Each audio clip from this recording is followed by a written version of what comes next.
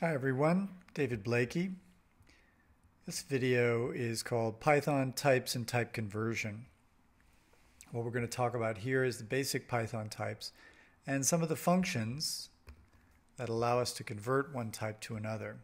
So we'll look at Python built-in data types, and then we'll also look at the type conversion functions and just talk about practically why we sometimes need to convert an object from one type to another. So what is a type exactly? Let's go into an interactive session and explore. We could say A equals 5 and B equals 10. There is a way to check the type of any object that we create. I'm going to create an object of just about every basic type that we have. In fact, I should probably give them descriptive names, but I'm not going to.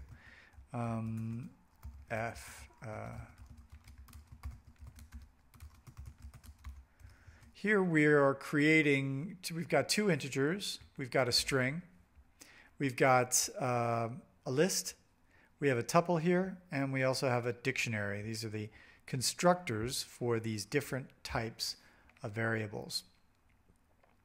Now each one of these objects is of a particular type, and we can use the type function to find out. Generally, and for reasons I can explain in class, we don't normally want to be checking object types as we go, within our programs anyway. But there's certainly nothing wrong with checking the type just to learn more about objects. As you can see, we've got an int here, a str, which means a string, a list object, a tuple object, and a dictionary object, which is called dict.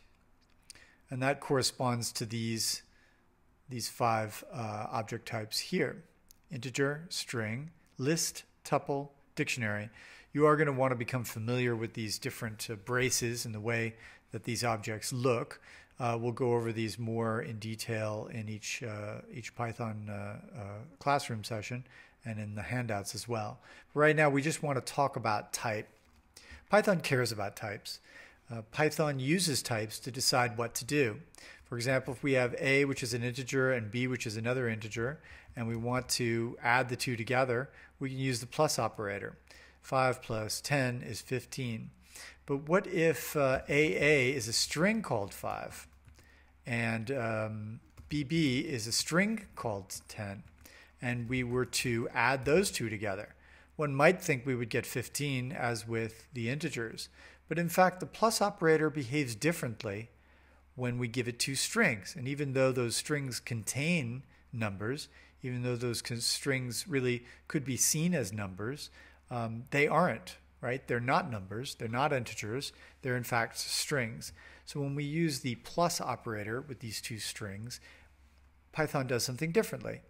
It concatenates the two strings together, which we can make use of this plus operator in a lot of different ways.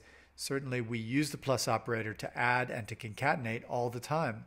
If we have a list, we can get even a third behavior from Python, and that would be to concatenate two lists, very similar to strings.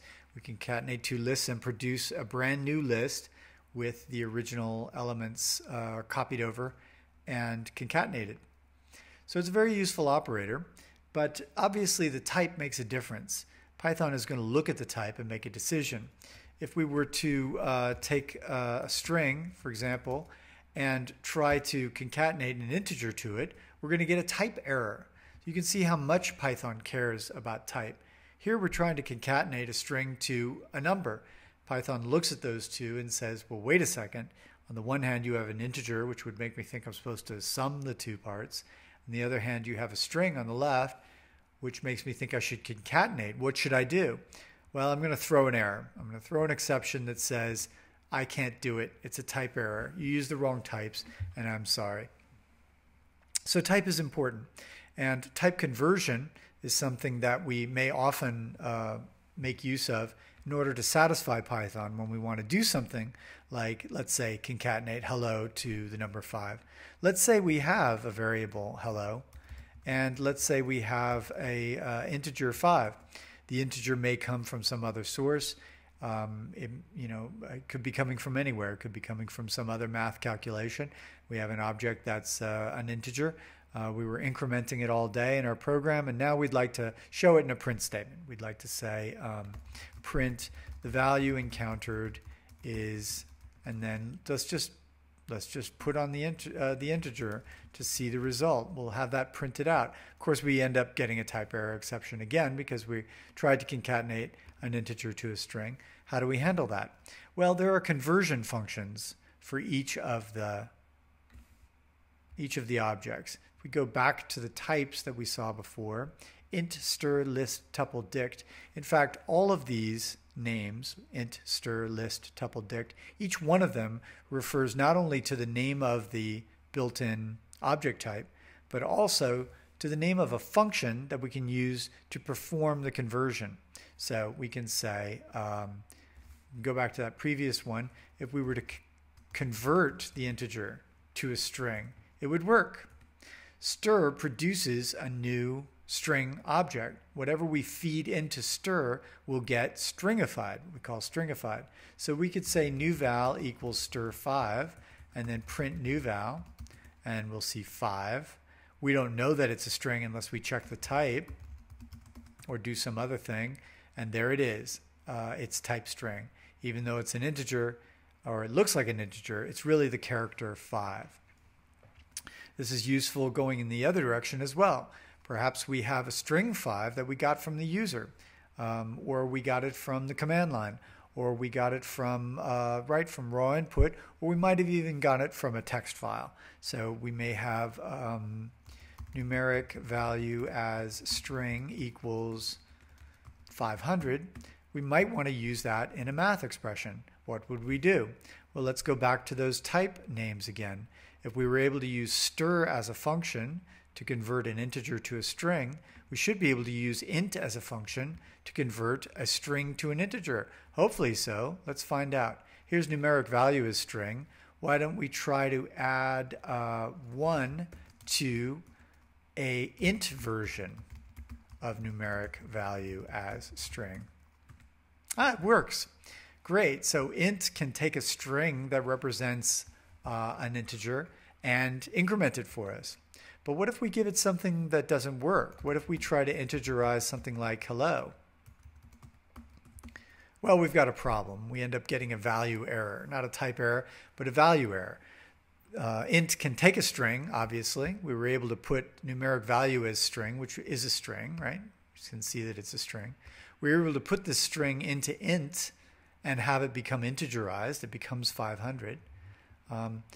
But it won't work with hello.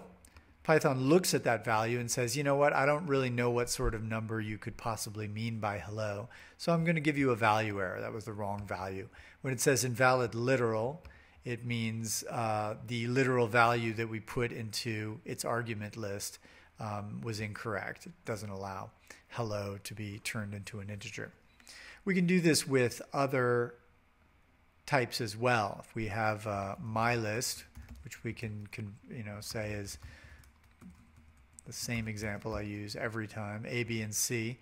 We could turn it into a tuple with the tuple function. And if we look at my tuple, you'll see that it's now a tuple. We can verify that by placing it in the type function and see that it's type tuple. So, very useful conversion functions that allow us to go from one to another. The last one I'll show you, which is quite common, is the float conversion. Now, when we looked at these basic built-in types, I didn't show you float. Usually we don't need to think too much about it, although sometimes we do. Int is an integer, but there's two other object types that we should be aware of. One is the float. And we say float val equals 5.5. And then when we say long val equals, and we'll make it into a very long integer. Now, long doesn't mean long as in number of characters. Long simply means a very large number. It's a number so large that it goes beyond the amount of memory that's normally allocated to an integer. We can do type on float val and see type float. We can do type on long val and see type long. You can see. Now, what's interesting about these numbers is that they work together. As, of course, we saw that you can't simply make a string work with an integer any way you'd like. You need to do a conversion. That's not true of numbers. So we could say a equals 5, and then we could say a plus float val, and we'll get 10.5. It works perfectly because, as I say in the handout, integers or all number types play nice together. The long val, for example, if we had an integer like 5 and we just kept incrementing it and incrementing it and incrementing it, if I did it in this video, you'd probably sign off before I got to this number. I might die before I get to this number, but eventually this number would be incremented until finally it got past the bound of an integer. An integer can be only of a certain size, after which it becomes something called a long. That is, it's really still an integer, but it's an integer that the machine needs to take extra memory to store, and we thus store it in a larger piece of memory called a long. That long type is definitely a type that we never need to think about. An integer will become a long automatically in the same way that you can just concatenate, or not concatenate, but sum a float value with an integer. It simply works. So we don't normally need to worry about it. However, especially in Python 2, or 2.x, 2.7, 2.6, when we try to do something, a division of some sort, let's say dividing 3 by 5, you can see we get 0 here. That doesn't seem to make any sense until we are told that if you make one of the operands into a float, you'll get the proper fractional result that you were looking for. I think 6 divided by 4 is my favorite. 6 divided by 4.0 is 1.5. That's what it should be. 6 divided by 4 is 1. Again, if you have only integers as your operands, you'll get what's called floor division. In other words, you'll get an integer result. Whatever the result would have been, it's integerized. In other words, the remainder is lopped off, and you're left with just whatever whole number was left over. But if we have a float as an operand, then we're in good shape. So we have the problem of working with some variables. These two numbers come into us, and we need to divide them so that we get a proper fractional result. What do we do then? We can't just say b dot o. That's not going to work. But what we could do is simply apply the float conversion function to convert 4 into 4.0. And then we will get the proper division result. This is something that you have to do occasionally when you want to do division of integers. So that's the conversion functions, and I want you to have a nice day.